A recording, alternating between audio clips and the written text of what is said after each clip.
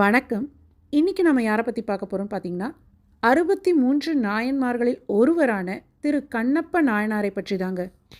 கண்ணப்பர் ஆந்திர மாநிலம் திருப்பதியிலிருந்து 30 கிலோமீட்டர் தொலைவில் உள்ள உடுப்பூரில் அவதரித்தார்.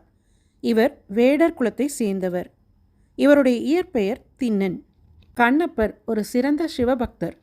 இவர் காலத்திமலை காலத்திநாதன் மீது பக்தி கொண்டு பூஜை செய்யும் முறை அறியாது லிங்கத்தின் மீதுள்ள வாடிய பூக்களை காலால் அகற்றி வாயில் உள்ள நீரினால் அபிஷேகம் செய்து இறைச்சியை படைத்து தினமும் வழிபட்டு வந்தார்.